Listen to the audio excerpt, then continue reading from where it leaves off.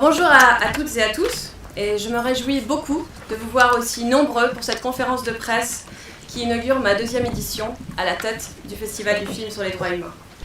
Alors, au festival, il n'y a jamais de fil rouge. Il y a des débats tous les soirs, des débats extrêmement variés, des films sur des sujets très divers.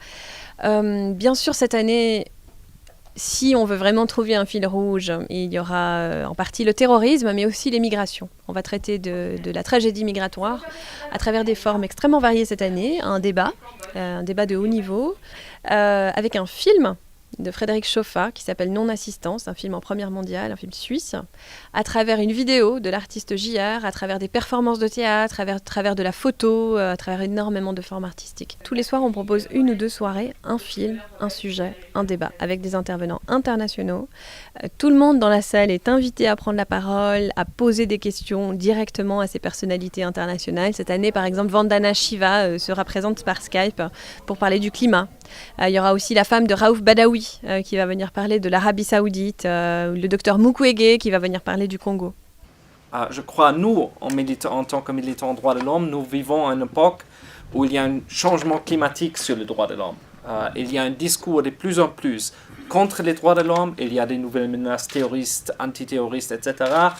La discussion sur la migration. L'Organisation mondiale contre la torture, OMCT, est le plus grand réseau des organisations locales qui luttent contre la torture. Parce que nous croyons que finalement, la lutte contre la torture doit être gagnée dans les sociétés mêmes. Mais ces organisations-là, elles ont besoin d'un soutien, un réseau global, une protection. Donc, une grande volet de notre travail, c'est aussi la protection de ceux qui luttent pour que les victimes aient une voix. Donc, c'est une fonction très importante et Genève est un endroit très important pour ce type de travail.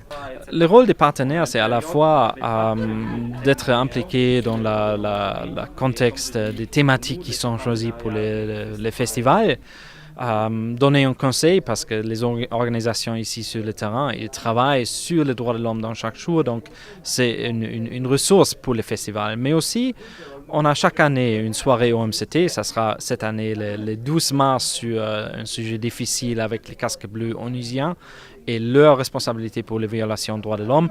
Bien évidemment, ils ont une convocation de protéger qui est très important.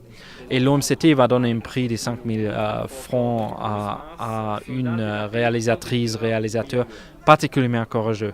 Et cet argent est destiné pour permettre à cette réalisatrice d'investir dans un nouvel film dans le domaine des droits de l'homme.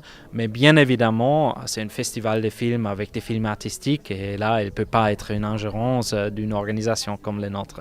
Le programme il est en effet très très riche et demande à être découvert dans son intégralité. Alors il y a 19 films en sélection officielle, 10 documentaires, 10 fictions. 10 films dans la section OMCT, autour des cinéastes engagés. Et en tout, ça fait 45 films avec les films thématiques cette année qu'on propose.